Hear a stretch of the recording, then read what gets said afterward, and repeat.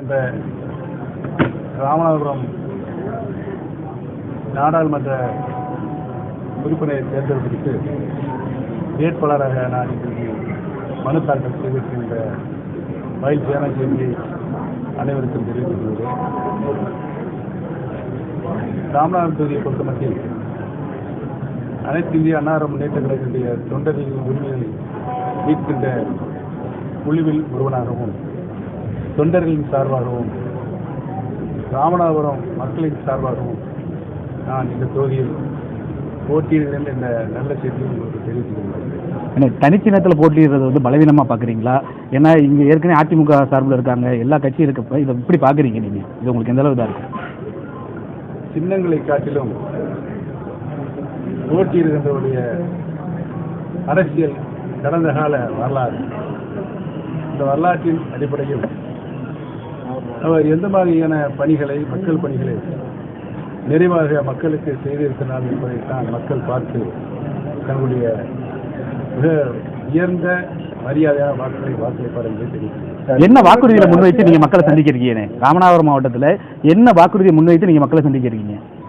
ராமநாதபுரம் மாவட்டத்தை பொறுத்தவரையில் மக்களுடைய வாழ்வாதாரத்தை உறுதிப்படுத்துவதற்கும் மக்களுடைய கடந்த காலத்தில் நிறைவேற்றப்படாத திட்டங்களை செயல்படுத்துவதற்கும், குறிப்பாக கச்சத்தீவு போன்ற பிரச்சனைகள், கடலோர மாவட்டங்களில் கடலோர பகுதிகளில் வசிக்கின்ற மீனவ பெருமக்களுடைய துயரங்களை அவர்கள் அனுபவித்து வந்த அந்த துயரங்களெல்லாம் களைவதற்கு மூன்றாம் முறையாக மாண்புமிகு பாரத பிரதமராக பதவி இருக்கின்ற திரு நரேந்திர மோடி அவர்கள் நேரடியாக கவனத்தில் கொண்டு வந்து என்னுடைய கடமையை ஆற்றுவதை தெரியும். உங்களுக்கு வாக்கு சேகரிக்க பிரச்சாரத்துக்கு மோடி அவர்கள் இங்கே வர இருக்காங்களா? எதுவும் தேதி அறிவிச்சிருக்காங்களா? அதே போல பாஜக கூட்டணிக்கு நீங்க தமிழகம் முழுவதும் எப்ப சுற்றுப்பயணம் மேற்கொள்ள இருக்கீங்க? அதே திட்டம் இருக்கா? மாண்புமிகு பாரத பிரதமரை அவர்கள் இங்கு வந்து தேர்தல் பிரச்சாரம் செய்வதற்கு உரிய அனுமதி பெற்று இங்கு வந்து பேசுவார். நீண்ட காலமாக இரட்டை இலை சின்னத்தில் போட்டி போட்டிருக்கீங்க. மற்றவர்கள் இரட்டை இலை சின்னத்தில் போட்டி போடுவதற்கு கடிதங்கள் கொடுத்திருக்கிறீங்க. ஆனால் இன்றைய காலகட்டத்தில் ஒரு சுயேட்சை சின்னத்தை நிச்சயிக்கக்கூடிய நீங்கள் உங்களுடைய மனோபாவம் என்னவாக இருக்கும்? கடந்த காலங்களில் எங்கள் இயக்கத்தில் நடந்த அசம்பாதங்களை நீங்கள் பார்த்திருக்கிறீர்கள். ஜனநாயக விரோத செயல்களை எந்த அளவுக்கு கொண்டு போய் அவர்கள் நிறைவேற்றினார்கள் என்பதையும் நீங்கள் பார்த்துக் கொண்டிருக்கிறீர்கள். அத்தனைகளும் சட்ட பிரச்சனைகளும் இன்றைக்கு நிறைவாக கோர்ட்டில் சிவில் சூட்டில் இன்றைக்கு பெண்டிங்காக இருக்கிறது. முழுமையாக அதை விசாரித்து உயர்நீதிமன்றத்தினுடைய சிவில் சூட்டில் விசாரித்து தீர்ப்பு வருகின்ற பொழுது நியாயமான எங்களுக்கு நல்ல தீர்ப்பு கிடைக்கின்றது.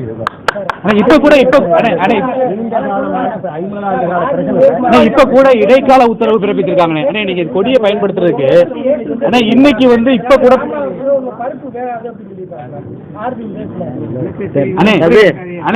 இப்ப உங்களுக்கு இடைக்கால தடை, அதாவது இப்ப நீங்க கொடியை பயன்படுத்த கேள்வி இருப்பதற்கு உதவிப்பாருக்கு எந்த ஒரு தகுதியும் திறமையும் இல்லை என்று தெரிவிக்கிறேன். உச்ச நீதிமன்றத்தினுடைய தீர்ப்பின்படி எல்லா வழக்கும் ஒட்டுமொத்தமாக சிவில் சூட்டில் விசாரிக்கப்பட வேண்டும் என்றும், இதற்கு முன்னால் வழங்கப்பட்ட தீர்ப்புகள் எதுவும் பைண்டிங் ஆகாது. சிவில் சூட்டில் சொல்லக்கூடிய தீர்ப்பு தான் பைண்டிங் ஆகாது. 50 ஆண்டு கால பிரச்சனை அமைச்சர் கண்ணப்பன் சொல்றாரு, ஓபிஎஸ் இபிஎஸ்லாம் வந்து ராமநாதபுரத்தில் ஒன்றும் செய்ய முடியாது அப்படின்னு போன ஒரு கூட்டத்தில் பேசினாரு. அதை பற்றி உங்களுடைய கருத்து? மேலே அமைச்சர் அவர்கள் கண்ணப்பன் தெரிந்து மதிக்கவில்லை. அவர் எப்படிப்பட்ட மாறுபட்ட கருத்துக்களை அடிக்கடி மாற்றுவார் என்பதை உங்களுக்கு நல்லா. அதே போல அதிமுக சார்பில் உங்களுக்கு அதிகமா நான் முதலில் ஆலோசனை பக்கெட் பலாப்பழம் அதிமுக சார்பில் உங்களுக்கு அதிகமா இங்க இருக்கக்கூடிய தென் மாவட்டத்தில் இருக்கக்கூடிய முன்னாள் அமைச்சர்கள் வேலை பார்த்திருப்பாங்க. இப்ப அவங்க தான் உங்களுக்கு எதிராக வேலை பார்க்க போறாங்க. அப்ப நீங்க அதை எப்படி ஹேண்டில் பண்ண வைப்பீங்க?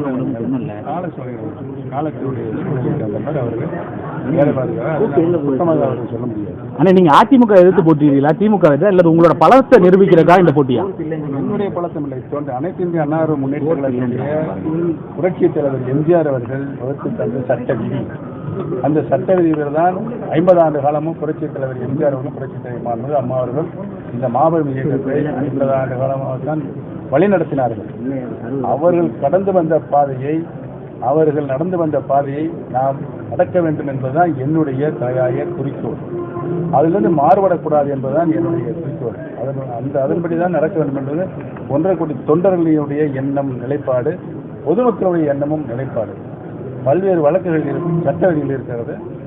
அந்த சட்டங்கள் சின்ன சின்ன மாற்றங்கள் செய்து கொள்ளலாம். ஆனால் அனைத்து இந்திய அண்ணா முன்னேற்ற கழகத்துடைய தலைமை உச்சபட்ச பதவியை 1.5 கோடி தொண்டர்கள் தான் தேர்தல் மூலமாக தேர்வு செய்யப்படும் என்பதுதான் கழகத்துடைய சட்ட விதி.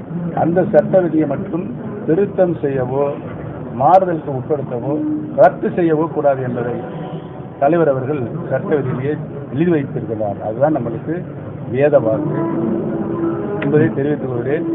இவர்கள் என்ன செஞ்சிருக்காங்க, தலைவர் எந்த சட்ட விதியையும் திருத்தம் செய்யவோ, மாற்றுதல் செய்யக்கூடாதோ, ரத்து செய்யக்கூடாதோ என்று சொல்லியிருக்கிறாரோ அந்த சட்ட விதியை கழகத்தினுடைய உச்சபட்ச பதவி போட்டியிடுகின்ற வேட்பாளர்கள் முன்பெல்லாம் சாதாரண தொண்டரோட போட்டியிடலாம். ஆனால் இன்றைக்கு நிலைமை என்ன, திரு எடப்பாடி பழனிசாமி அவர்கள் கழகத்துடைய உச்சபட்ச பதவிக்கு போட்டியிடுபவர்கள் 10 மாவட்ட செயலாளர்கள் முன்மொழிய வேண்டும், 10 மாவட்ட செயலர் வழிமொழிய வேண்டும், 5 வருடம் போட்டியிடுபவர்கள் தலைமை கழகத்தினுடைய நிர்வாகியாக இருக்க வேண்டும் என்ற திருத்தத்தை கொண்டு வந்திருக்கார். அது எவ்வளவு ஒரு மாபத செயல். புரட்சித் தலைவர் எம்ஜிஆர், புரட்சி தலைவர் மாண்புமிகு அம்மாவர்களுக்கு செய்கிற மிகப்பெரிய துரோகம். இதைத்தான் நான் கேட்டேன். கேட்டதற்குத்தான் அவர் பொதுக்குழுவில் எனக்கு தந்த பரிசு தண்ணீர் பாட்டில் கொண்டிருந்தது. பிரகாசமாக இருக்கிறது. பொதுமக்களும் அனைத்து இந்திய அண்ணா முன்னேற்ற கழகத்தில் பல பிரிவுகளில் இருக்கின்ற என் அருமை தொண்டர்களும் நியாயமாக எனக்கு வாக்களிப்பதற்காக காத்துக் கொண்டிருக்கிறார். தேர்தல் முடிவது எப்படி பிரச்சாரத்தை ஸ்டார்ட் பண்ண இருக்கீங்க? ஆயிரக்கணக்கான பேர் பேசிக்கொண்டே இருக்கிறார்கள், நாளையும் பேசுகிறார்கள், தேர்தல் முடிவரை பேசுகிறார்கள். தேர்தல் முடிந்த பின்னாலும் எனக்கு மிகவும் பேசுவார்கள். அதிமுக வந்து மறைமுகமா எதுவும் உங்களுக்கு ஆதரவு இருக்கு? அதிமுக வந்து மறைமுகமா எதுவும் அது மாண்புமிகு நரேந்திர மோடிஜி அவர்கள் எண்ணத்தில் இதயத்தில் இருக்கிறது தெரிவிக்கின்றது. செய்திகளை உடனுக்குடனும் துல்லியமாகவும் தெரிந்து கொள்ள சப்ஸ்கிரைப் பண்ணுங்க.